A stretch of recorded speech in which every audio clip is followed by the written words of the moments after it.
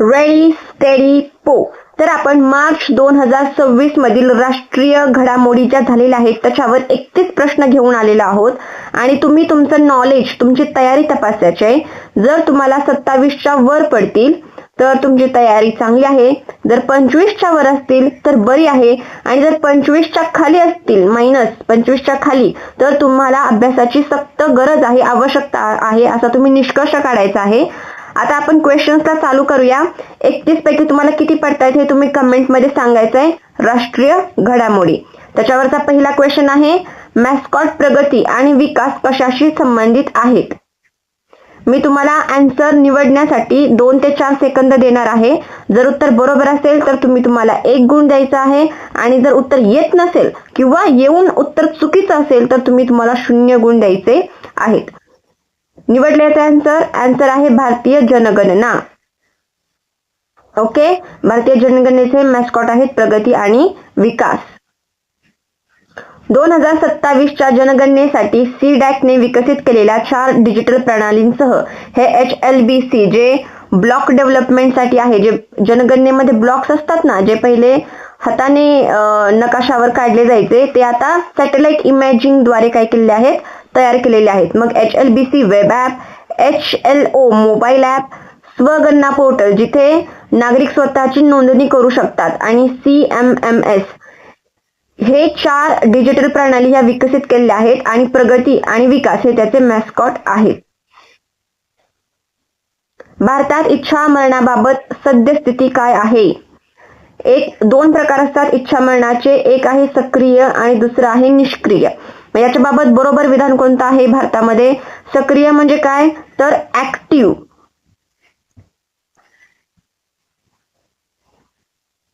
जेव्हा इंजेक्शन किंवा गोळ्या वगैरे देऊन एखाद्या व्यक्तीचा मृत्यू केला जातो तेव्हा त्याला ऍक्टिव्ह म्हणतात. आणि जर एखादा ब्रेन डेड असेल, ज्याचा मेंदू कामच करत नसेल पण त्याला फक्त लाईफ सपोर्ट देऊन त्या व्यक्तीला जिवंत ठेवलेलं असेल, अशा व्यक्तीचा जेव्हा आपण लाईफ सपोर्ट काढतो त्याला म्हणतात निष्क्रिय इच्छामरण. मग भारतामध्ये काय आहे? कठोर सुरक्षा उपायांसह निष्क्रिय इच्छामरणाला आपल्या भारतामध्ये परवानगी आहे. सक्रिय इच्छामरणाला भारतामध्ये परवानगी नाही. ऑप्शन सी बरोबर आहे. कठोर सुरक्षा उपायांसह निष्क्रिय इच्छामरणाला परवानगी आहे. भारतात सक्रिय इच्छामरण बेकायदेशीर आहे आणि सर्वोच्च न्यायालयाच्या मार्गदर्शक तत्वांनुसार कठोर सुरक्षा उपायांसह निष्क्रिय इच्छामरणाला परवानगी आहे, म्हणजे फक्त तिथे उपचार थांबवले जातात. CAPF central armed police force यांच्याबाबत 2 विधाने दिलेली आहेत. CAPF चे नेतृत्व करण्यासाठी IPS प्रतिनियुक्ती रद्द करते. दुसरं हे फक्त गट ब आणि त्याखालील अधिकाऱ्यांना लागू आहे. कोणतं बरोबर आहे याच्यापैकी? डी, कोणतंही बरोबर नाही, दोन्हीही चुकीची आहेत. बघा आन्सर काय आहे? दोन्ही चुकीचे आहेत.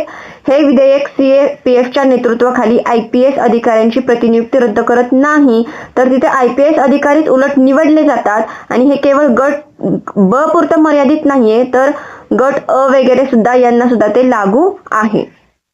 पुढचा प्रश्न, केंद्रीय सुरक्षा समिती कॅबिनेट कमिटी ऑन सिक्युरिटी बाबत विधाने आहेत. CCS चा अर्थ असा होतो केंद्रीय सुरक्षा समिती, cabinet committee on security. NSA चे जे अध्यक्ष असतात ते ह्याचे अध्यक्ष असतात. NSA म्हणजे काय? नॅशनल सिक्युरिटी ऍडवायझर, हे याचे अध्यक्ष असतात का? NSA. आणि गृह, संरक्षण, अर्थ आणि परराष्ट्र मंत्री हे सदस्य असतात का केंद्रीय सुरक्षा समितीचे? ऑप्शन 2 बरोबर, बी.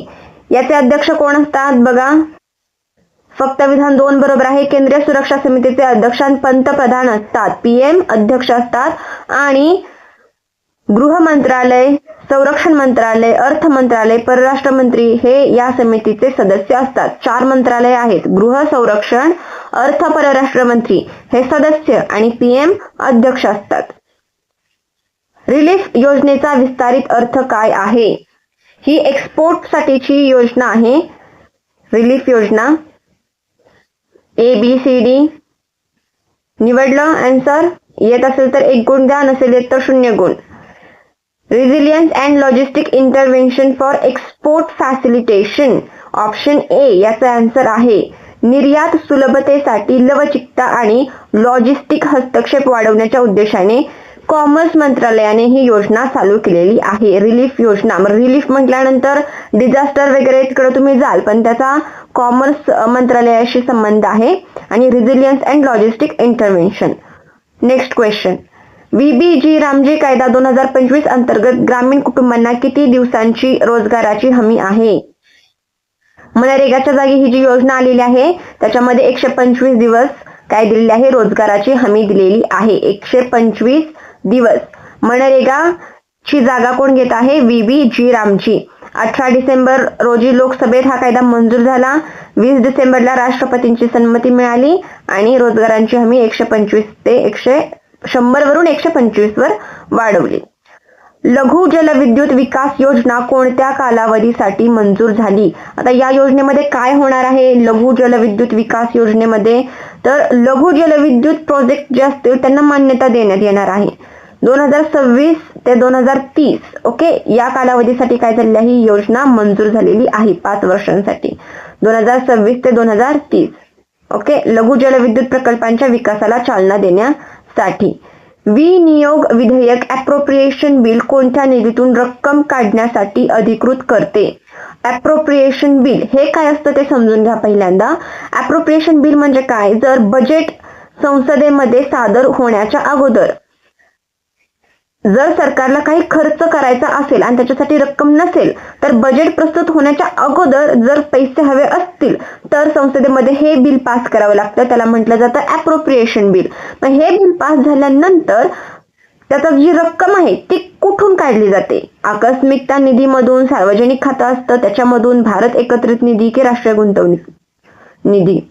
आन्सर आहे सी, भारताचा एकत्रित निधी. Consolidated fund of India. बघा इथे आन्सर आहे कन्सॉलिडेटेड फंड ऑफ इंडिया. इथून हा निधी काढला जातो. कलम 114, 115 आणि 126 याच्याशी काय आहेत? संबंधित आहेत. Okay, next question. PM किसान योजनेबाबत विधाने दिलेली आहेत त्यातील बरोबर कोणतं आहे ते तुम्हाला निवडायचं आहे. प्रतिवर्षी 6,000 रुपये मिळतात किसान म्हणजे शेतकऱ्यांना आणि सुरुवात याची 2019 मध्ये कुरुक्षेत्र हरियाणा येथून झालेली आहे का?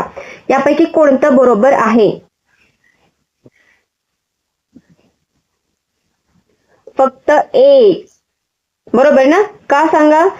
6,000 रुपये मिळतात, 2,000चे 3 हप्ते येतात. बरोबर.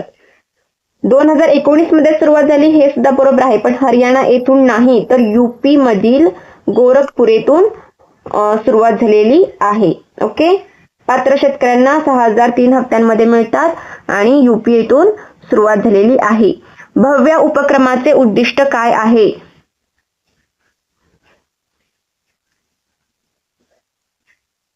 ऑप्शन निवडला ABCD. ऑप्शन बी हे याचं आन्सर आहे. औद्योगिक पायाभूत सुविधा विकसित करणे. भव्य उपक्रम. भारतात जागतिक दर्जाच्या औद्योगिक पायाभूत सुविधा विकसित करणे. एखादा उद्योग जर चालू करायचा असेल तर त्याच्यासाठी अगोदर पायाभूत सुविधा जर असतील. अमेरिकेमध्ये जास्त स्टार्टअप का चालू होतात किंवा युनिकॉर्न्स वगैरे जास्त अमेरिका चायनामध्येच का आहे? तर औद्योगिक पायाभूत सुविधा आहेत. त्या सुविधा असल्यामुळं स्टार्टअप चालू करणं काय होतं?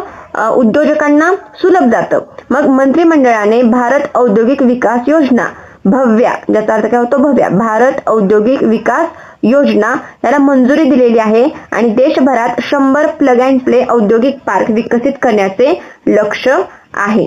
ओके, पुढचा प्रश्न. भारतातील मुख्य निवडणूक आयुक्तांच्या हकालपट्टीसाठी विधाने. हकालपट्टी म्हणजे त्यांना काढून टाकण्यासाठी जी विधान आहे त्यापैकी बरोबर कोणतं आहे ते तुम्हाला निवडायचं आहे. Chief election commissioner. ओके, राज्यघटनेच्या कलम 324(5) अंतर्गत ही प्रक्रिया आहे. त्यांना जी काढून टाकण्याची प्रक्रिया आहे ती या कलमामध्ये दिलेली आहे का? 324(5) मध्ये. आणि CEC ला लोकसभेतील साध्या बहुमताने हटवता येते का?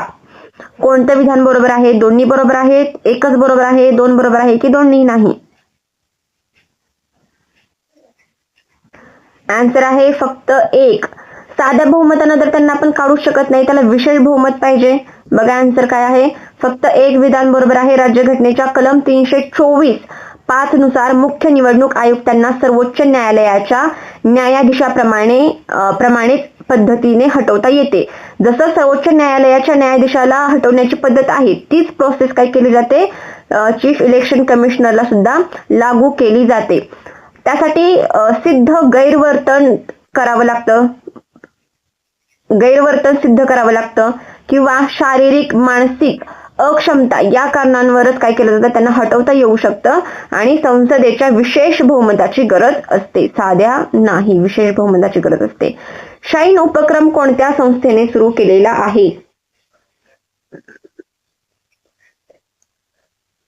आन्सर आहे भारतीय रेल्वे.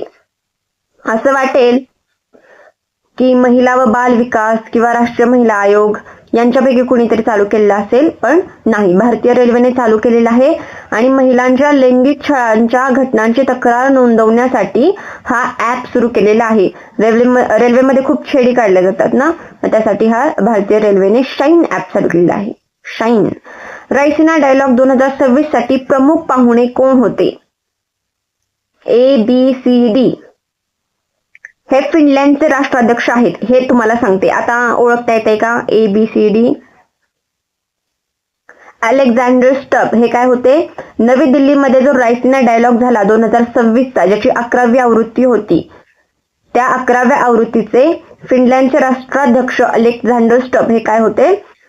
प्रमुख पाहुणे होते. फिनलँडचे राष्ट्राध्यक्ष अलेक्झांडर स्टब. रायसिना डायलॉगची 11वी आवृत्ती 5 ते 7 मार्च 2026 रोजी नवी दिल्लीत झाली आणि ऑब्झर्व्हर रिसर्च फाउंडेशन आणि परराष्ट्र मंत्रालय यांच्या भागीदारीने हे आयोजित करण्यात आलं. त्याची थीम काय होती? थीम होती संस्कार, ठामपणा, सामावून घेणे आणि प्रगती. प्रगती पण पाहिजे, आपण सगळ्यांना सामावून पण घेतो, ठामपणा पण पाहिजे आणि संस्कार पण पाहिजेत. ही रायसिना डायलॉग 2026 ची थीम होती.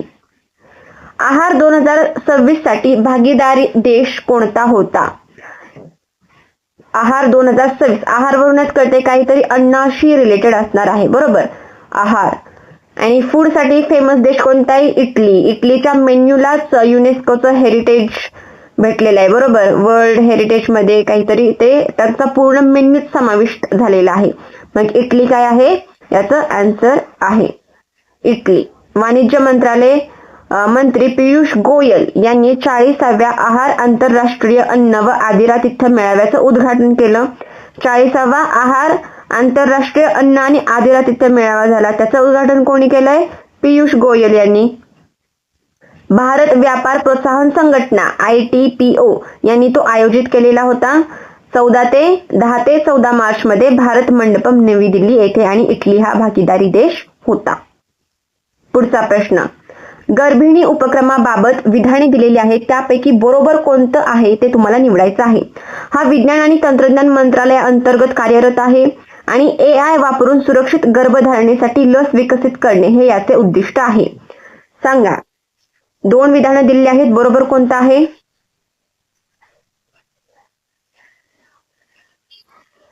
फक्त एक. दुसरं चुकीचं आहे. का चुकीचं आहे बघा? फक्त एक बरोबर आहे, कारण गर्भिणी हा विज्ञान व तंत्रज्ञान मंत्रालयाच्या जैव तंत्रज्ञान विभागाचा म्हणजेच डिपार्टमेंट ऑफ बायोटेक्नॉलॉजी यांनी हा कार्यक्रम काय केलेला आहे? चालू केलेला आहे. आणि काय आहे हे गर्भिणी? तर मुदतपूर्व प्रसूती कमी करण्यासाठी दक्षिण आशियातील सर्वात मोठा गर्भधारणा कोहॉर्ट तयार केलेला आहे. 12,000 महिलांचा डेटा याच्यामध्ये काय केलेला आहे? त्यांनी समाविष्ट केलेला आहे. आणि लस विकसित करणे हे याचं उद्दिष्ट नाहीये, तर AI आधारित उपाय विकसित करणं आहे. मग या महिलांचा डेटा घेतलाय म्हणजे काय? तर ज्यांची मुदतपूर्व प्रसूती झालेली आहे, मग ती लक्षणं काय होती किंवा पॅटर्न काय आहे याचा, मग ती मुदतपूर्व प्रसूती कमी करण्यासाठी आपण हे गर्भिणी उपक्रम चालू केलेला आहे, कार्यक्रम चालू केलेला आहे आणि AI आधारित उपाय विकसित करणे हे याचे उद्दिष्ट आहे. B28 बुलेट ट्रेनचे उत्पादन कोण करत आहे? हा सेट आहे बुलेट ट्रेनचा, त्याचं उत्पादन कोण करत आहे? भारत अर्थ मूव्हर्स लिमिटेड, बरोबर, भारत अर्थ मूव्हर्स लिमिटेड. रेल्वे मंत्रालयाने स्वदेशी म्हणजे काही इंडिजिनियस आपल्या भारतात तयार केले जात आहेत B28 ट्रेन सेट जे 280 किलोमीटर पर आवर प्रति तास हे ट्रेन सेट धावतात. ही योजना आणलेली आहे आणि बंगळुरू स्थित BEML भारत अर्थ मूव्हर्स लिमिटेड ही कंपनी काय करणार आहे ते तयार करणार आहे. सोबतच चेन्नई इंटिग्रल कोच फॅक्टरी हे सुद्धा कराराखाली आहेत आणि 2027 पर्यंत मुंबई अहमदाबाद कॉरिडॉरच्या सुरत वापी टप्प्यावर सुरत वापी टप्प्यावर ही सुरू होणार आहे. हे लक्षात ठेवा. मुंबई अहमदाबाद कॉरिडॉरच्या सुरत वापी टप्प्यावर. रिसा टाइमलेस ट्रायबल या उपक्रमाची अंमलबजावणी करणारी संस्था कोण आहे? रिसा टाइमलेस ट्रायबल कोण आहे? आता टाइमलेस ट्रायबल वरून तुम्हाला लक्षात येते का? आन्सर निवडलं, येत असेल तर 1 गुण द्या. बरोबर. ट्रायबल वरून तुम्हाला लक्षातच आलं असेल.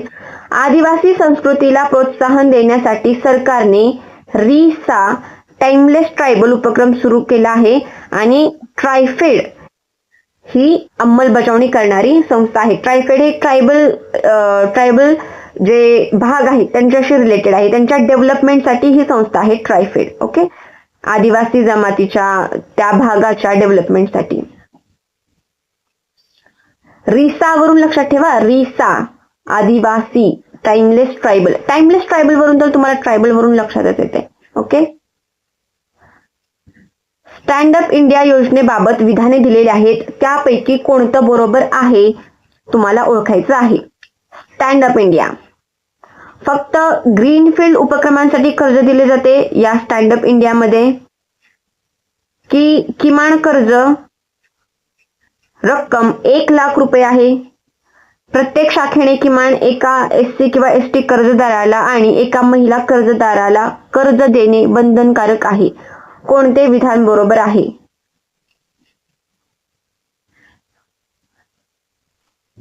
फक्त 1 आणि 3 हे बरोबर आहे.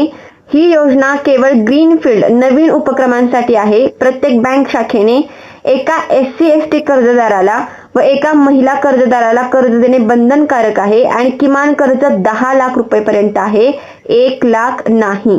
ओके.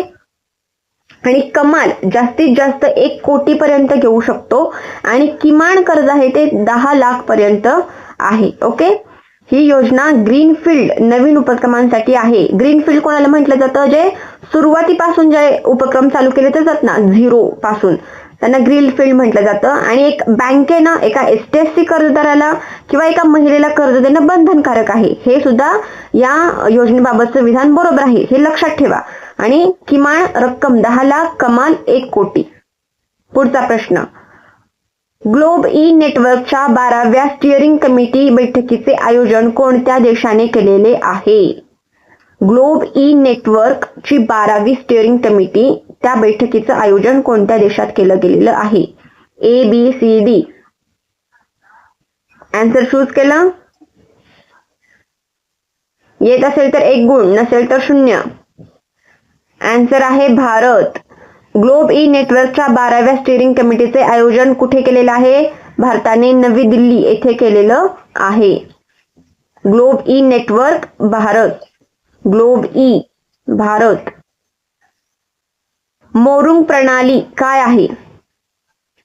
सध्या न्यूज मध्ये खूप होती मोरुंग प्रणाली. मग ती काय आहे मोरुंग प्रणाली? ABCD. सामुदायिक स्वदेशी ज्ञान प्रणाली. ओके. मोरुंग प्रणाली काय आहे? सामुदायिक स्वदेशी ज्ञान प्रणाली. पंतप्रधान मोदींनी मन की बातच्या 132व्या भागात नागा समुदायाच्या मोरुंग शिक्षण पद्धतीचे कौतुक केलं. मग तुम्हाला असा सुद्धा क्वेश्चन विचारला जाऊ शकतो की मोरुंग शिक्षण पद्धती पुढील पैकी कोणत्या समुदायाची आहे? मग ऑप्शन मध्ये नागा समुदाय हे जर उत्तर असेल तर हे तुमचं काय येईल? आन्सर येईल. नागा समुदायाच्या मोरुंग शिक्षण पद्धतीचं कौतुक केलं. मग ही मोरुंग पद्धती काय आहे तर ज्येष्ठांकडून कथाकथन किंवा मौखिक परंपरेद्वारे ज्ञान दिलं जातं. म्हणजे जशा रामायण महाभारताच्या स्टोरीज पुस्तक वाचण्याच्या अगोदर आपले जे पूर्वज आहेत किंवा जे आपले ज्येष्ठ आहेत त्यांना एका पिढीकडून दुसऱ्या पिढीकडे, जशा आपण ओव्या ट्रान्सफर होतात एका पिढीकडून दुसऱ्या पिढीकडे, आपल्याकडे ओव्या ट्रान्सफर होतात, तसंच इथे नागा समुदायामध्ये मोरुंग ही शिक्षण पद्धत आहे. त्या शिक्षण पद्धतीला मोरुंग हे नाव दिलेलं आहे, जिथं मौखिक परंपरेद्वारे एका पिढीकडून दुसऱ्या पिढीला ज्ञान दिलं जातं. ओके, याच्यामध्ये विज्ञान आणि गणितासारखे आधुनिक विषय समाविष्ट केले जातात. त्यामुळं आन्सर काय आहे? मोरुंग सामुदायिक स्वदेशी प्रणाली, सामुदायिक स्वदेशी ज्ञान प्रणाली मोरुंग. ओके, लक्षात ठेवा. पुढचा क्वेश्चन, कवच अलीकडेच बातम्यात आहे ते काय आहे? आणि हे खूप बातम्यात असतं बरं. ABCD रेल्वेशी रिलेटेड आहे बघा. ऑप्शन डी स्वयंचलित रेल्वे संरक्षण प्रणाली, स्वयंचलित रेल्वे संरक्षण प्रणाली. कवच ही भारतीय रेल्वेची स्वदेशी, हे महत्वाचं आहे, स्वदेशी इंडिजिनियस आहे, स्वदेशी विकसित स्वयंचलित रेल्वे संरक्षण प्रणाली आहे जी गाड्यांची टक्कर रोखण्यापासून मदत करते. त्यांच्यामध्ये काय असतं? ट्रॅकर्स वगैरे बसवलेले असतात, सेन्सर्स असतात, ज्याने की काय होतं? टक्कर होण्यापासून वाचवलं जातं. सरहुल सणाबाबत विधाने दिलेली आहेत. सरहुल हा जो सण आहे त्याच्यामध्ये साल वृक्षाची पूजा केली जाते. दुसरा विधान आहे की सूर्य आणि पृथ्वीचे प्रतिकारात्मक मिलन साजरे केले जाते. कोणतं बरोबर आहे यात? दोन्ही विधानं बरोबर आहेत. सरहुल हा साल वृक्षांच्या पूजेशी संबंधित असून सूर्य आणि पृथ्वीचे प्रतिकारात्मक मिलन साजरे केले जाते. राष्ट्रपती द्रौपदी मुर्मू यांनी सरहुल सणानिमित्त शुभेच्छा दिल्या होत्या. राष्ट्रपतींनी शुभेच्छा दिल्या. सरहुल सण बातम्यांमध्ये आला, मग आपण हा शिकणं गरजेचं होतं.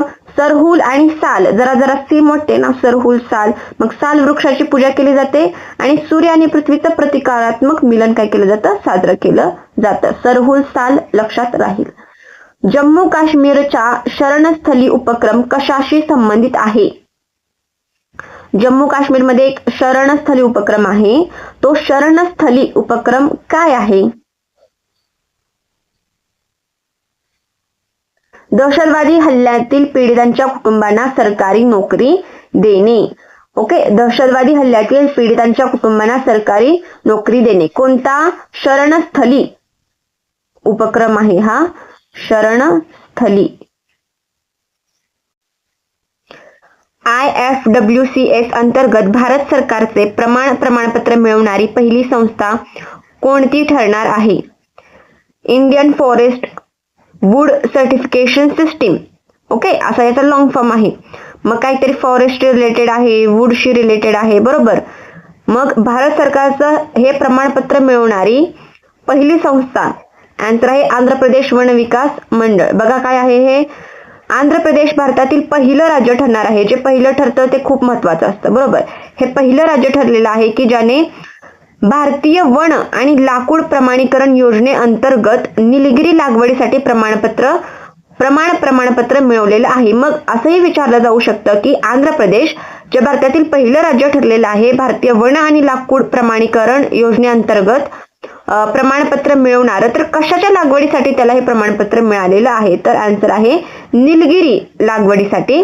आणि भोपाळच्या भारतीय वन व्यवस्थापन संस्थेचा सुद्धा याला पाठिंबा होता. पुढचा क्वेश्चन बघूया. निर्भया निशा उपक्रम कोणत्या राज्याने सुरू केलेला आहे? निर्भया निशा काहीतरी वुमन्सशी रिलेटेड असणार, बरोबर, महिलांशी. आन्सर आहे केरळ. केरळ आणि निर्भया. केरळ वरून कारलं काहीतरी लक्षात येते, बरोबर. कारलं. जर निर्भय राहायचं असेल, बरोबर, निर्भय कशासाठी? डिसीजसाठी, रोगांसाठी जर निर्भय राहायचं असेल तर कारलं खाल्लं पाहिजे, बरोबर. कारलं खाल्लं तर कोण रोगांना भीत नाही. कारलं कडू असतं ना, मग पॅथोजन पण येत नाहीत. मग निर्भया आणि कारलं असं काहीतरी लक्षात ठेवा, ज्याने की केरळ. निर्भया निशा हा तुम्हाला लिंक लागेल महिलांच्या सुरक्षिततेसाठी. अभेद्य ही सायबर छळ रोखणारी मोबाईल आधारित प्रणाली कोणत्या राज्याने सुरू केलेली आहे? अभेद्य सायबर मध्ये आता खूप सारे क्राईम्स होत आहेत बरोबर, मग ते रोखण्यासाठी एका राज्य पोलिसांनी ही अभेद्य म्हणजे त्याला तुम्ही भेदू शकत नाही. कोणता पोलीस आहे हे? हरियाणा पोलीस. सायबर छळाचा सामना करण्यासाठी ही मोबाईल प्रणाली अभेद्य मोबाईल प्रणाली हरियाणा पोलिसांनी काय केलेली आहे? सुरू केलेली आहे. हुगळी नदीवरील भारताची पहिली पूर्णतः स्वयंचलित ड्राय बल्क कार्गो सुविधा हल्दिया बल्क टर्मिनल कोणी विकसित केली? बघा काय विचारले? हल्दिया बल्क टर्मिनल कोणी विकसित केलं हे विचारले, पण काय आहे तिचं वैशिष्ट्य काय आहे? तर ती भारतातील पहिली पूर्णतः स्वयंचलित ड्राय बल्क कार्गो आहे. मग असाही क्वेश्चन विचारला जाऊ शकतो की भारतातील पहिली पूर्णतः स्वयंचलित ड्राय बल्क कार्गो कोणती?